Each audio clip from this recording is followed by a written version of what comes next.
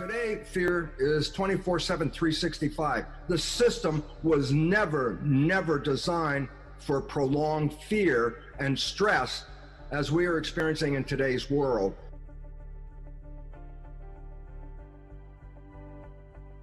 Well, I have a feeling that the fear is much more powerful in influencing us than the things like the cell phones and the energy fields and all that. You know, let's go back, because a big fear is, electromagnetic fields. That's been a big fear, and there should be a concern, because biological systems employ electromagnetic fields and vibrations and energy in controlling and manipulating the biology. So if the energy fields around us are altered, they surely can have an effect. And I say, well, is everybody affected by this? And I say, look, when we were afraid because high power, high tension lines, the ones that carry the big load of electricity, and people live underneath those lines, they assessed, is there any difference in the health of people who live under the high power tension lines? And they find out, yeah, for sure, people are affected. You got, more health issues of people living there. And then I go, is everybody affected? And this is where it comes down to the important part. No, not everybody was affected. Those that were affected were already under stress. So stress exacerbated the problem. Those people who weren't under stress, living under these lines, have no problem. So stress is opening up our system from attack, from anything from electromagnetic fields to viruses. And we have to understand that stress is the bigger problem in the immune system. And so, just to give an example, they followed the fate of children who are adopted into families where there's cancer. I say, so what? I say, it turns out the adopted child will get the same family cancer as the siblings get, with the same probability. I go, yeah, but what's different? I go, the adopted child came from totally different genetics, and the cancer is running in the family. And what's the point? Cancer is not due to genes. Cancer is due to not living in harmony. And all of a sudden it says, well, then how do you fight cancer? And I say, well, we kill all the cancer cells. I go, the cancer cells are a symptom. The problem is not living in harmony. You can kill all the damn cancer cells you want, but if you don't change the problem, the cause, a cancer will come back again. And so there's a misunderstanding about genes and victimization. We're all perceived as victims of our heredity when we are absolute masters. We control our genetics, and that's the most important fact that people have to understand. What is so important? If we do not focus on the problems that they keep throwing at us, and you start to look at your life and say, am I okay? Yeah, I'm pretty good. How's my family? We're good. We're healthy. Even if there's a flu, as I said, half the people tested with the flu don't even have symptoms. So it's not as lethal as they say. It's the fear of death is the problem that we must deal with today. And the idea is, am I open to die? And I say, everybody's open to die. But will you die from this flu? I go, not necessarily, unless you're part of that same group. So let me just emphasize, the group that should be concerned are the aged people, very old, people on support, like nursing support, like especially in nursing homes, people whose immune system is already compromised. If you are in that situation, then by all means, do everything to protect yourself. Isolate from those people that may be carrying it. And remember, a lot of carriers have no symptoms, so you wouldn't even know they were carrying it. And follow the guidelines of eating well, vitamins, supplements, and thinking in a different way, more specifically for that group than for the rest, because that's the group that is primarily affected by this. Then I say, yeah, but there's a lot of respiratory distress. And I go, again, all of that is manageable if you can get hospital care. If you can get a ventilator, if you can get some antiviral drugs and the medical system, people won't die from this if they get care. So basically, it's not, oh my God, I got the flu, I'm gonna die. We got to change that visual picture, because that is the biggest problem affecting us today, is the fear. The fear that has been generated by this is the biggest problem of all, because people have to understand about the immune system. The immune system is designed for internal protection. Anything that gets in my body, parasites, viruses, bacteria, the immune system's function is to fight that. And I say, does it use energy to have the immune system? I go, of course. If you've ever been really sick, you probably didn't have enough energy to get out of bed sometimes. I say, the immune system uses lots of energy. I go, so what? Well, then here comes the problem. There are two protection systems. The immune system protects me on the inside. The adrenal system, which is called fight or flight, protects me from threats on the outside. I go, so why is it relevant? Well, let's give a scenario here. You have a bacterial infection, you might have a bad case of diarrhea coming, and you're being chased by a saber-toothed tiger. Question, if I had to divide the energy in my body to protect me from the flu or bacteria and from the tiger, how would you split the energy distribution between those two? And Brian, this is really relevant. I mean, I ask you, if you're being chased by a tiger, you got a flu, what proportion of the energy of your body do you want to use to run away from the tiger? And what proportion do you want to use to fight the bacteria? It's a pretty clear answer. I hope you see it. Probably 99-1 is probably what I would do. Exactly. So right away, that's the fundamental principle. Fundamental principle is this.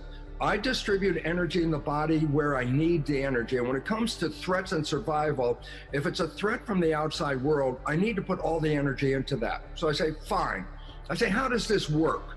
I say, when we perceive a threat, when we believe and perceive that we're being chased by that saber-toothed tiger, the body releases stress hormones. I go, yeah, so what? That gets me ready. I say, gets you ready for fight or flight. I said, what does it do to get you ready? And this is the crux of the problem. The stress hormones do is take the energy of the body, stop funding with energy those functions that are not necessary to run away from the tiger. Because what you want to do is you want to get all the energy possible into the arms and legs, which is the blood. The blood carries the energy. I want all the blood in my arms and legs. Why? Because I need to run away from that tiger. So I say, so what happens when stress hormones are released in the body? And the first thing is this, all functions not related to running away from that tiger are shut down to conserve the energy. So I say, well, what does that mean? I say, when stress hormones are released into the body, they cause the blood vessels in the gut to squeeze shut. I go, why? And the answer is, if the blood vessels squeeze shut, then the blood is pushed to the periphery, the arms and legs. So the blood is, in scientific terms, preferentially sent to the arms and legs at the expense of what? Shutting the blood vessels in the gut. And that's when people get butterflies in the stomach. When they start to get scared, they can feel a little queasy going on. And I say, what is that? I say, that's the action of stress hormones causing your blood vessels in the gut to squeeze shut, so you push the blood to the arms and legs to deal with fight or flight. Okay, so the first thing is this. When you're in fear, you shut down the growth and maintenance of the body. It's very simple. Why should I fund those things if the tiger's chasing me? If the tiger catches me, then maintenance of the body is not my problem anymore. So the first step in a stress response is stress hormones shut down the visceral functions of maintaining the body, filtering, cleaning, repairing, replacing things. I go, okay, that shuts down my growth as I get ready for protection. I go, yeah. And here's the other fact, and this is the one that's relevant. The immune system, as I said, uses so much energy that when it's engaged, we may be so depleted of energy, we don't have any energy to get out of bed. I say, well, again, if I'm being chased by the tiger and I have the bacterial infections, the hell with the bacterial infections. It's time to run away from that tiger. Fact of life, this is it. Stress hormones shut down the immune system to conserve energy so I can run away from the threat. And I go, it's so powerful at shutting down the immune system that stress hormones are used, listen, therapeutically. I go, what do you mean? If I am going to transplant an organ from one person to another, the recipient of that transplant, their immune system, by definition, is going to try and reject the transplant because it's foreign tissue. I say, so what do doctors do before they transplant an organ? I say, they give the patient stress hormones, because when they get the stress hormones, it inhibits the immune function from rejecting the graft. So what's the point? My God, stress hormones are so effective at shutting down the immune system that they use it therapeutically to stop the function of that immune system. So I go, so why is it relevant? I go, because we're put into fear.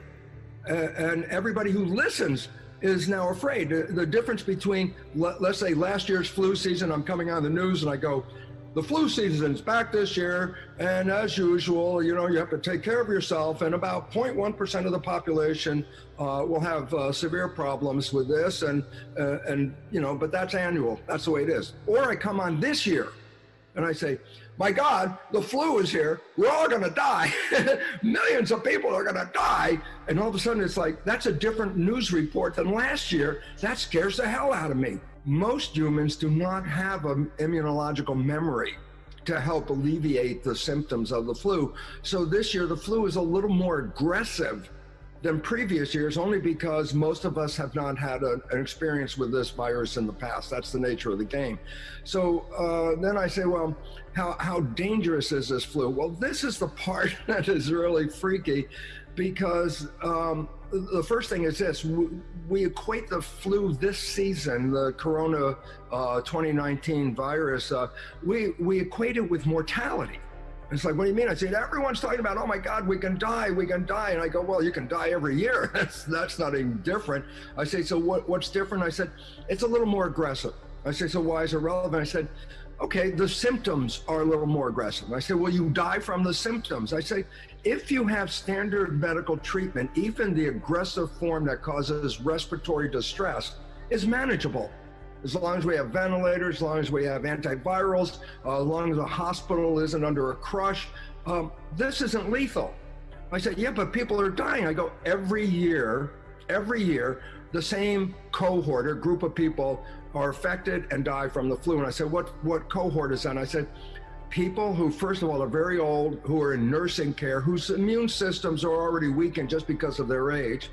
And secondly, those people who are already compromised. They have a problem already, whether it's a cardiovascular or cancer or diabetes, they already are compromised.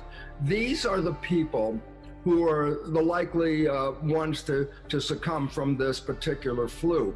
They've always been this way. Every year, 0.1% to about 0.5% is a range. And I say, well, what about this year? And they go, oh my God, 3 to 4%, which is like 30 or 40 times more lethal. I go, wait a minute, where'd you get that statistic? The way you get the statistic is you take the number of people who died and divide it by the number of people who have the virus. I go, okay. So I said, well, what's wrong here? And I'll tell you what's wrong is when they've tested like a whole city, like in Italy, in Italy, for example, they tested the population and they found that more than half of the people that have the so-called COVID-19 virus, more than half of them have no symptoms at all. I say, so why is that relevant? I say, if you take all the people who have the virus, whether they have no symptoms or whether they have symptoms, that's a very large number compared to the number of people who went to the doctor and got reported to have a virus. So I say, why is it relevant? I say, if you take the very large number of people who have been exposed and who have that virus, and then divide that into the number of deaths, guess what? It's not 3 to 4% at all. It's below 1%. I go, well, now you're in the range of a normal flu. Okay, I'm on the plane. What's up, everybody? It's OC. I just wanted to give my opinion on what I felt was coming from this pandemic virus. I believe it could be a distraction from something. I'm not sure what, but I'm just gonna vocalize here in case anything happens. I can send this out and at least this information gets out. I believe it is a distraction. From what? I don't know, but there's a few things going on this year.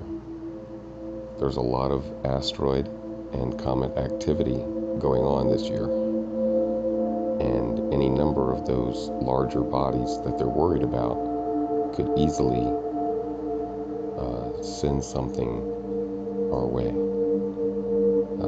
that won't be life-ending, but it will be for certain cities that they hit. You know, these are city killers, but they're not world-ending events. But they don't know where the hell they're going to hit. Okay? Because they keep coming up with more and more of them that they are identifying even this year. All right? But that's just my guess on one of the things. I mean, what better excuse to have the people be at home trying to stay safe than a pandemic? Because if they told everybody that there was asteroids coming towards the Earth and they could potentially take out a city, and they don't know which ones, everybody would go apeshit. They don't want us outside taking pictures of big shooting stars, which are actually, you know, these larger asteroids are coming and breaking up, that people are taking pictures and video of at night already. They don't want us outside taking pictures of these rocks making their way in, like the Chekhov's rock in Russia about 8 years ago. It is 100% a cover-up for something. We just don't know what. It's also quite a coincidence that the areas with cases also started implementing 5G at the same time for public use. I mean, that's, you know, kind of a coincidence in a handbasket type situation, because the more towers there have been implemented in certain areas, the more cases there are. And those outbreaks can be traced back all the way to November 1st. And the first place that the outbreaks happened, which is Wuhan, China, which is also the first place that they implemented the 5G ever for public use, the third phase of 5G. That was on November 1st, 2019. In Wuhan, China. I think the rocks are a threat, but a low threat to the world, high threat to individual places. I think the 5G is far more dangerous. So, if you're hearing this message, please see my 5G CCPVIRUS coronavirus videos and subscribe. Because there's a lot of videos up there, but they're being taken down by the day. So, please, stay together, everyone. We're going to be going into a serious lockdown soon. I believe it's going to get worse. It's not going to get better, as they're saying. And we need to be aware of what's coming. So if you really want to know what's coming, look at all of my videos. If you subscribe to them and see them as they come up, it doesn't pile up, and then you don't have to watch a bunch of stuff to be able to catch up. So, good luck, everyone. Take care of yourselves. I'm not sure if I'll be doing any more videos for a while. I'm really trying to focus on trying to figure out which one of these scenarios that's covertly going on. Trying to figure out which one of them is real. So, thanks so much, everybody. Click the like button. It helps the video get known, or the dislike button. I don't care. Either one, please. It helps the video get around. But it would be better if you click the like button. Thank you so much for watching. Remember, everyone, we can make a difference. But we must speak up.